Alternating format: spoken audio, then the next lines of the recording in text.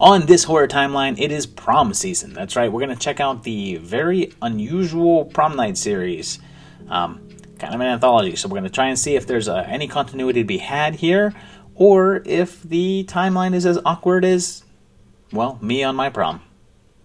We first went to prom back in 1980 with the original Prom Night, which starts off with a group of kids playing killer in an abandoned building, and little Robin accidentally dies. So the kids make a pact to not tell anyone what they did last summer. Or that summer. Whatever. Frank Drebin is here, and we cut to 6 years later and find out that Robin died in 1974, so we're set in 1980 here, and her family is remembering her, including her brother and sister, and you should never trust one of Jamie Lee Curtis's brothers, don't you know? Someone is calling and threatening all the kids who were involved in Robin's death, and the rapist who was accused of killing Robin is a suspect. And then there's Lou, who may or may not be a caveman, who is expelled, and everyone goes to prom, and Jamie Lee does some amazing dancing that's almost as sexy as her True Lies dance. Although it goes on and on for about as long as you wished her True Lies dance actually went on. Then, at about an hour and 2 minutes into the movie, the killer finally strikes. He quickly starts racking up kills, and I know that Randy in Scream talks about prom night and says that everyone's a suspect, but, there's really only one here, no matter how many red herrings they try to throw out. Anyway, Wendy is attacked by the killer and runs around the school, going everywhere except where there's people. And there should be people everywhere because it's freaking prom. And Lou gets taken down one more step on the evolutionary ladder, and there's a final face-off with the ski mask killer as Nick is the last of the kids that killed Robin. The killer is unmasked, and it should be no surprise at this point, but it's Alex, and he dies because Jamie Lee tends to kill her brothers with axes. So maybe this is, not him and just a random cop or something. It actually took until 1987 to get a sequel made, but it finally showed up with Hello Mary Lou Prom Night 2, which was a big switch up for the series. We kick off in 1957 at prom, and we meet Mary Lou, slutty prom queen who's accidentally killed by her jealous ex who is clearly in high school. We bounce ahead a while and meet Vicky and Craig, whose dad is that jealous boyfriend, and he's also Daryl Revick. And whoa, that hair says that we are in the 80s now. Vicky opens this trunk, which releases Mary Lou's spirit, and she starts killing immediately. And it's still Hamilton High, but they never mentioned murders just a few years ago, so I guess it's questionable that this is supposed to be the same school, but, I guess it's possible. Vicky's personality starts to shift, and this horse is creepy as hell. And Bill says that what happened 30 years ago, so it looks like we're actually set in real time 1987, and eventually Mary Lou takes over, and she kills more using telekinesis, and this banner says it's the class of 87, confirming that. Well, she makes out with her dad, possibly kills her mom, and kills Josh, who actually played young Nick in the first one, but he's a different character here, obviously. Vicky's the prom queen, but Billy shoots her to get Mary Lou. She's reborn as a zombie thing, and whoops! Do you think that's a mask? She heals up and tries to kill Craig, but Billy crowns her queen, which is really all she wants, so she leaves, and Vicky's okay, but I guess not really, because Mary Lou's and Billy now, and they drive off. I guess that one made some money, since 3 years later, 1990 gave us Prom Night 3, Last Kiss, which returns to Mary Lou territory, as she escapes hell with a nail file. So I guess Cenobites will come after her? The janitor says he hasn't heard the name Mary Lou in 30 years, so I guess we're still in 87 right after the last one, and Mary's been recast. The principal talks about weird events that destroyed the gymnasium and they've rebuilt it, and we meet young Alex and Sarah. Alex meets Mary Lou, who is apparently no longer at rest and just killing for, I guess, the hell of it. And there's a whole lot more attempts at awkward comedy. And Mary Lou falls for Alex and kills people who mess with him and, ice cream cones. This honor roll listing shows that we're in 1990, so it's in real time.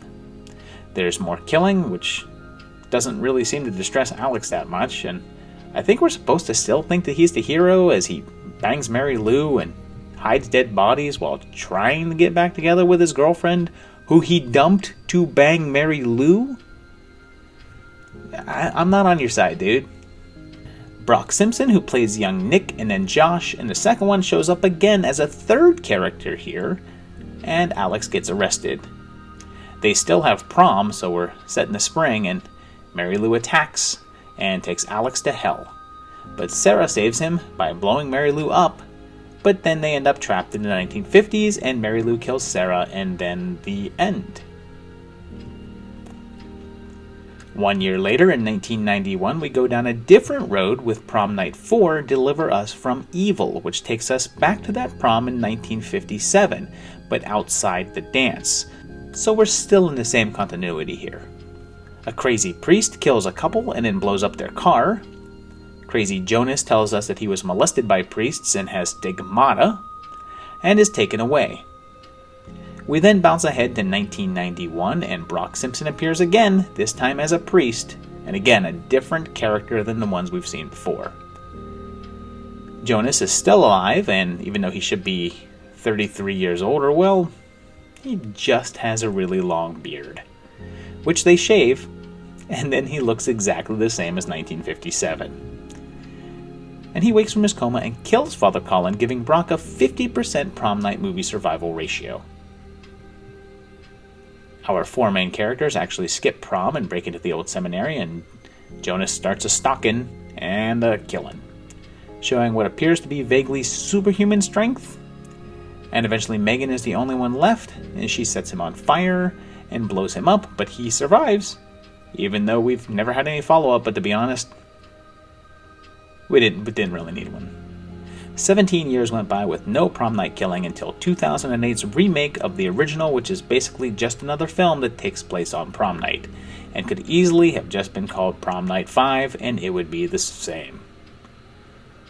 Donna here comes home to find her family killed by Scotchy, and we jump to 3 years later, and the cavalry is her doctor. And, oh hey, that back there, that's Michael Myers' house.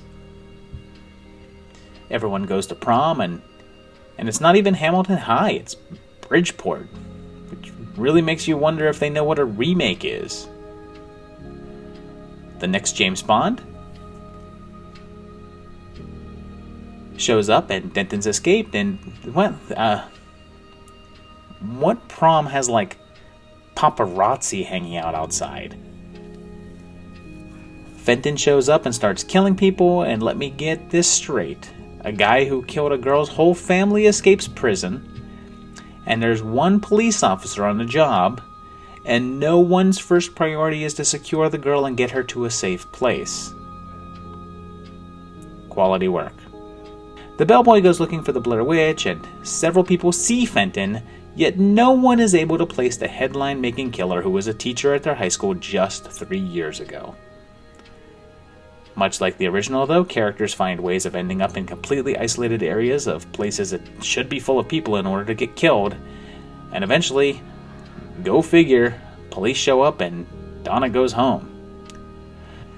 Of course, Fenton follows her there while all the police are at the hotel, because still no one figures out that maybe, just maybe, they should have the police covering Donna or something. I mean, the absolute only reason why Fenton is in any way a formidable opponent is because every police officer in this movie is a total idiot.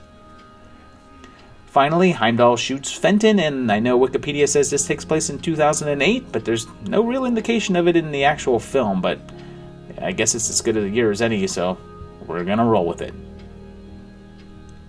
So there you have it. It's 5 films with not a lot of continuity. This is very much an anthology. 2 and 3 are linked by Mary Lou, but I mean they're pretty different movies themselves. They're drastically different tones. Mary Lou's a different actress, but you could theoretically say that the first 4 do have a continuity. You could very easily place 2 and 3 in the same Hamilton High as the first one, with just no really knowledge of the killer. People just didn't talk about the killings, I guess. This is before social media, so it's possible that just, stuff like that got kind of covered up a little bit better, I guess. And part 4, you could say that prom in the beginning is the same prom, and it takes place in the same area. All very easy to tie into the same continuity. The remake obviously is a remake of something, has the same title. It's not very good. It's pretty hard to watch, but the other ones are actually kind of fun. I enjoyed most of these movies. The original Prom Night's not as great as I remembered it. I thought it was a really phenomenal slasher, but it takes a long time to get going, that one, and there's a lot of disco stuff happening in that one, which makes it not really as great. But they were all pretty fun. Part 4 a little slow, not that exciting, and the remake of obviously you can kind of skip. But other than that, give them a shot. They're kind of fun. But that's about it for this week. Let me know what you thought down below in the comments. Like, subscribe, share, do all the stuff I normally talk about. Also, check out the Patreon page. Please check it out. These guys over here do, and they support me, and they support this channel, and it's really helpful. So hopefully you guys can do the same. And that's about it for this week's video. So thanks very much. Thanks for watching, and we'll see you again in another couple weeks for another great video. Bye, guys.